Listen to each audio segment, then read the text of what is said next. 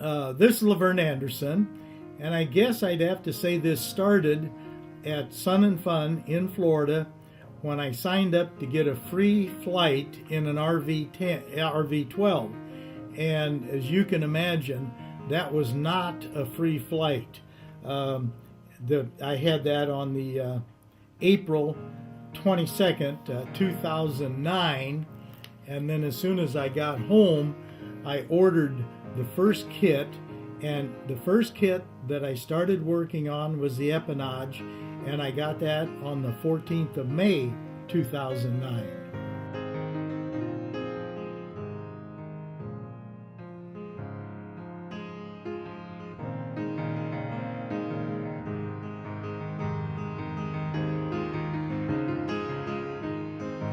In one package, I got 12,500 rivets of one kind, and then I imagine there are 500 or so, maybe more rivets of different lengths, different diameters, different things that you use them for. So I would say altogether it would have been over 13,000 rivets to put this plane together.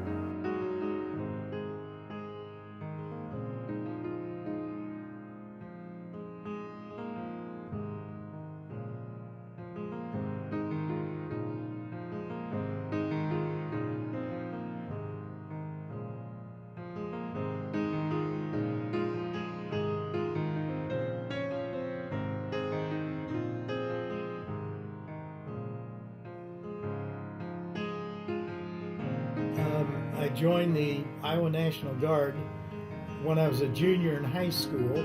One day, somebody told me that, you know, if you've got on a uniform, you can go out to the airport and those Army pilots will give you a ride in an Army airplane.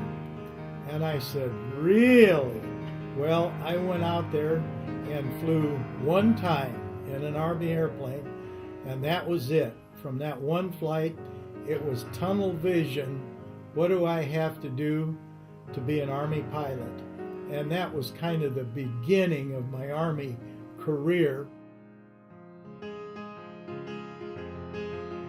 The vertical stabilizer, the top one that's way in the back, that's up and down vertical, and that was obviously the easiest thing to start with, to where you'd learn.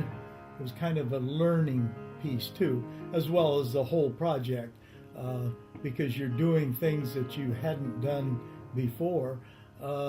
Luckily, there's a lot, I shouldn't say luckily, but there are a lot of people around that have built airplanes.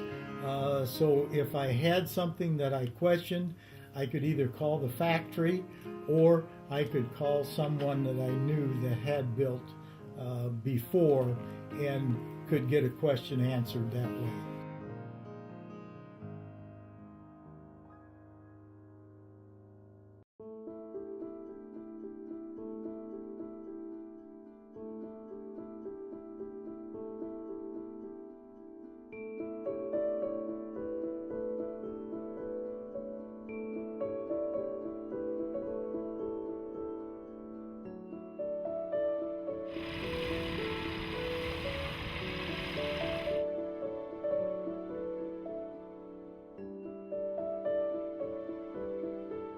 Under this light sport aircraft, it cannot fly over 120 knots, and that equals out to 138 mile an hour is the maximum speed that you're supposed to be able to fly with it. And as far as distance, and it hasn't got a large fuel tank, it's 20 gallon, but it burns about 5 gallons an hour. Cruise probably a little less. It'd be possible to fly 400 or 500 miles on a full tank of gas. I probably would not want to do that. I'd probably fly, maybe not over 2.5 hours. I'm ready to take a rest, take a break, and then put more fuel in another location. It took me back quite a while as I think about it.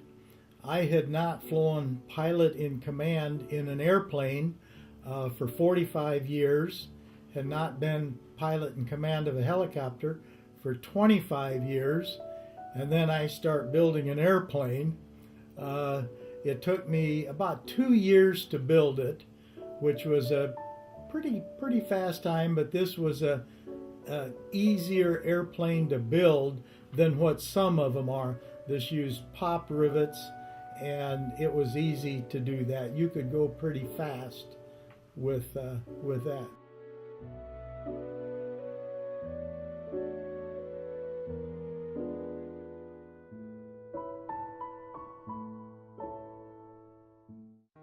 Okay, today's flight, and that would be what, the 8th, 2012. I was thinking, it's been a long time since I've been in an airplane by myself, and so of course you always use a checklist, but I think I double checked everything just to make sure. And I think then before I took off it was Lord be with me today, as if that would be just today and not every other day. But I got everything ready, and controls acting just right, just the way they should be. Push the throttle forward, and away we went. One thing that I could notice was I got off the ground sooner, because before that I'd always had somebody else with me, the flight instructor in the airplane. So that was a little bit of a change to have it get off so soon. But everything else was normal, no problems. Came around and set up for the approach. I probably went back further and maybe had a longer approach than what I will later, but I wanted to give myself plenty of time to where I could get that angle just right as I was coming down, and then to keep the airspeed right where I wanted it, about 55 knots, which would be a little over 60 mile an hour. And I wanted to keep that right in there, so I'm flying all the way. And then as you get closer, and you can say to yourself, I've got it in sight, everything's looking good. And then I ease back and close the throttle all the way. So I'm just kind of coasting those last few feet with absolutely no power on the aircraft. And get close to the ground, and just start rounding it out and holding it off as long as I could, and then boom, you touch down. And I know it sure felt good to me. So it was a good flight. It was a fun flight, and certainly enjoyed it.